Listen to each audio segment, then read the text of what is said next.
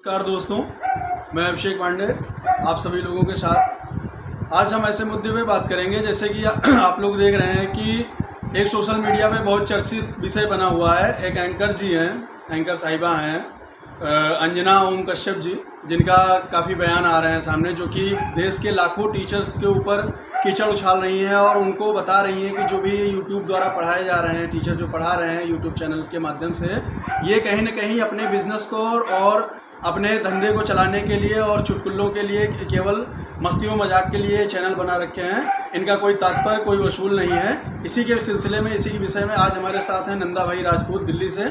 आइए हम इनसे कुछ सवाल जवाब करते हैं और इस विषय पे क्या तर्क है इनके, ये जानते हैं। सर, आप इस विषय पे जो अंजना जी ने जो ये बोला है शिक्षकों को, जो उनके ऊपर कीचड़े उछाल रही हैं, इस पर आपका क्या कहना है?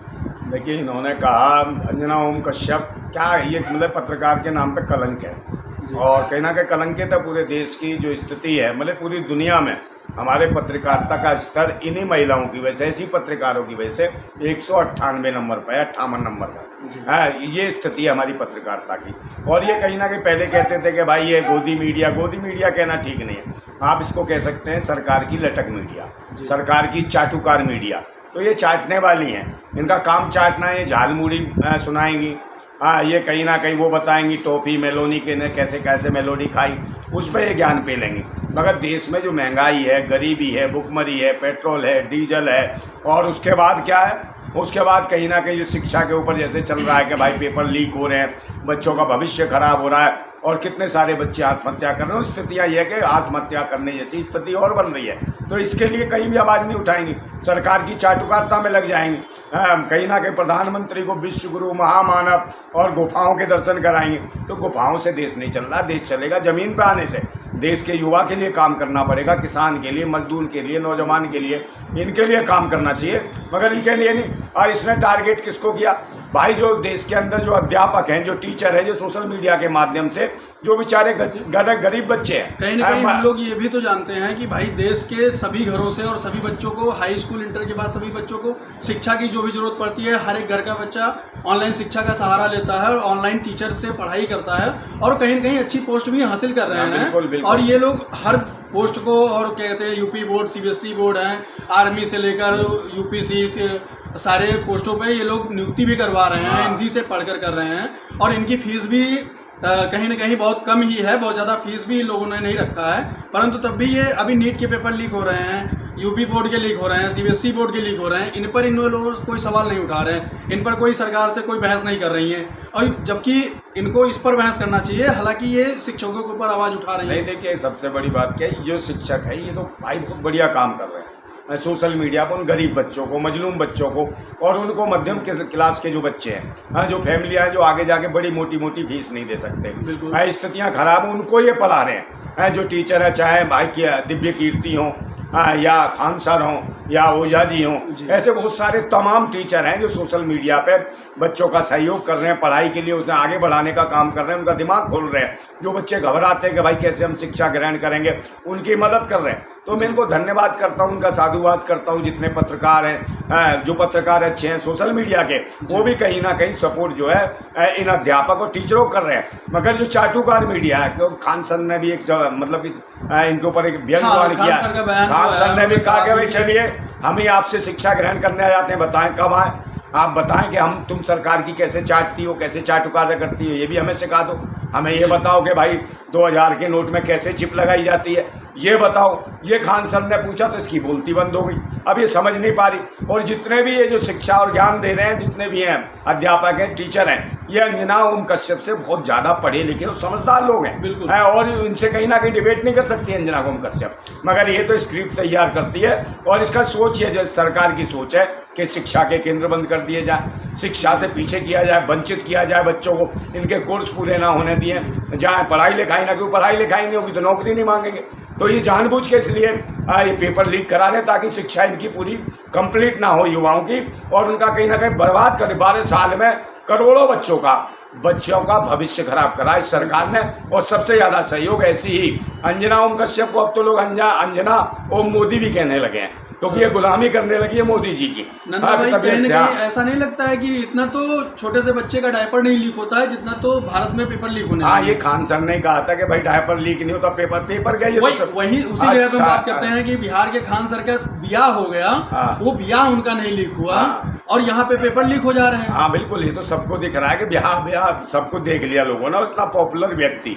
और कितना कहीं ना कहीं देखिए सरकार ने वो जो बिहार में चीजें नहीं दे पाई, ये खान सर ही है जिन्होंने कहीं ना कहीं कैंसर अस्पताल और बहुत सारी बीमारियों से लड़ने के लिए फैसिलिटियां गवर्नमेंट नहीं प्रोवाइड करवा पा रही है, वो बंदा प्राइवेट हॉस्पिटल डाल के प्रोवाइड कर रहा है। और बिल्कुल कम से कम भाई 100 रुपए में कहीं ना कहीं अल्ट्रासाउंड करा रहा है, एक्सरे करा रहा है, और बिल्कुल टॉप मोस्ट जो कहीं ना कहीं एम्स के अस्पतालों में जो सुविधाएं दी जाती हैं, वो खान सर ने अपनी मेहनत से, ये अध्यापक जो पढ़ाने के माध्यम से जो पैसा इकट्ठा किया, उससे कहीं ना कहीं देश के जो लोग गरीब हैं, कुचले हैं, जो इलाज नहीं करा सकते, उनको कम से कम में इलाज मुहैया करा रहे हैं। तो ऐसे अध्यापक को तो सैल्यूट करना चाहिए और इन्हें कहीं ना कहीं सरकार को पूरी तरीके से इन्हें तमके देने चाहिए, जब किसी भी तरीके की कोई उपाधि देनी चाहिए ऐसे जो पढ़ा रहे हैं लोग। तो ये कहीं ना कहीं उन बच्चों को पढ़ाने का, और ये सरकार तो वो है जो भाई स्कूल बंद कर रही है, कॉलेज बंद कर रही है, इसके खिलाफ अंजना ओम कश्यप नहीं बोलेगी।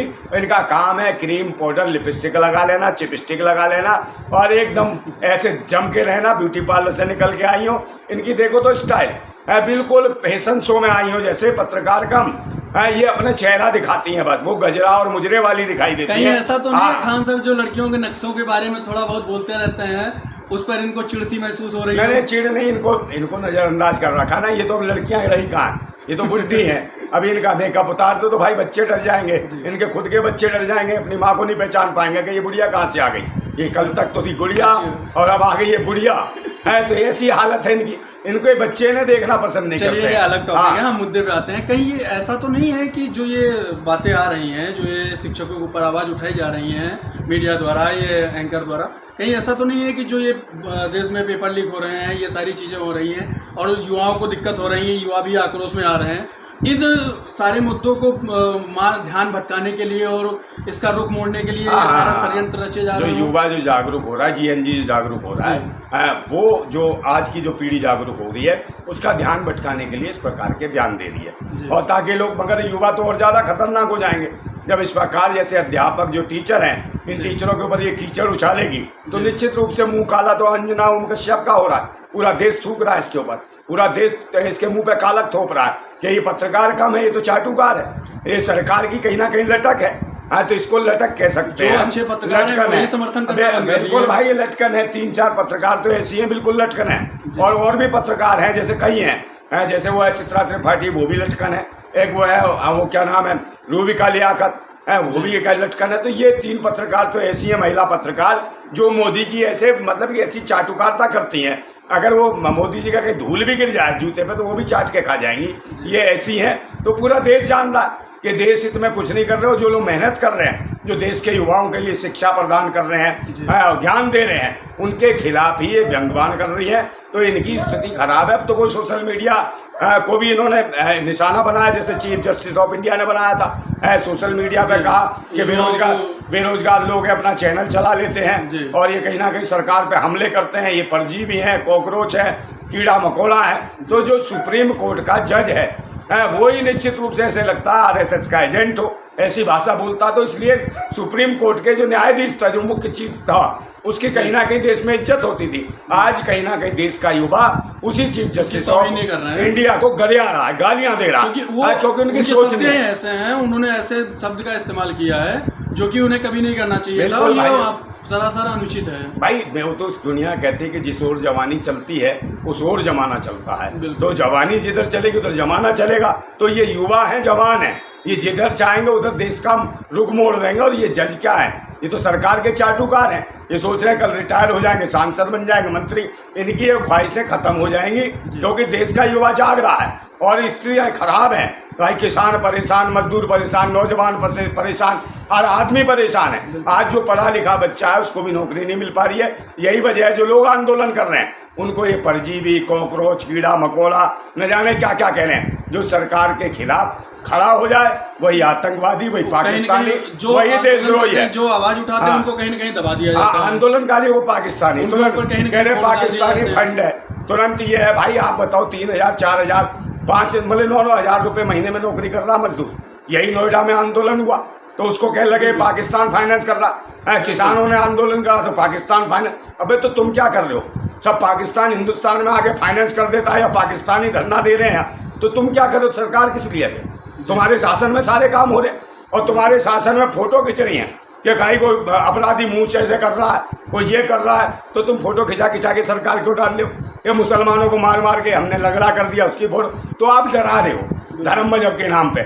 आपका काम ये नहीं है, कोई अपराधी है उसको भाई सजा कोर्ट सुनाएगा कि तुम मारोगे, तुम किसी को भी गोली मार दोगे, किसी का भी एनकाउंटर करके दिखाओगे हम ये कर रहे हैं, तो ये तो गुंडागर्दी है, तानाशाही है। इससे लग रहा है सरकार में बुद्धिजीवी लोग नहीं है, जनता के द्वारा चुने हुए नहीं है, ये गुंडे काबिज हो गए हैं जो गुंडागर्दी दिखा रहे हैं। यही वजह है कि आज देश की सत्ता पर, शासन पर सारे गुंडे मानसिकता के, आतंकवादी मानसिकता को, जब लास्ट में कोई बात हो जाए तो धर्म को हथियार बनाते हैं। तो धर्म को हथियार बनाने वाले ये आतंकवादी हैं, उग्रवादी हैं, देशद्रोही हैं, संविधान विरोधी हैं, देश विरोधी हैं, युवा विरोधी हैं, महिला विरोधी हैं। महिलाओं का शोषण हो रहा है, इज्जतें लुट रही हैं, उनके अपराधियों का कहीं एनकाउंटर नहीं हो रहा और ना उनके घर पे बिल्डोजर चलाए जा रहे, मगर उन्हीं के बिल्डोजर चलाए जा रहे हैं। ये मजहब देख के सिर्फ हिंदू मुसलमान की राजनीति का अंतर अब लोग समझ गए। गाय गंगा के नाम पर जो दंगा कराते थे वो लोग सब जान गए और खा रहा है गाय मांस के ऊपर। हाँ, ये अलग तथ्य बन गए हैं। अभी हम लोग जिस पे बात कर रहे थे दोस्तों, ठीक है, आपने जहाँ तक हम लोगों ने जिस पे तथ्य पे बात किया उस पर देखा, नंदा भाई ने जो भी इस चीज़ों पर स्पष्टीकरण दिया है, इस पर हम लोग अच्छी चीज़ों को समझे हैं और हम लोग आपसे भी आग्रह करते हैं कि इस पर जो भी उचित है वो अपनी अपनी राय आप लोग प्रकट करें कमेंट के माध्यम से और अपना अपना कमेंट डालिए और उस पर क्या करते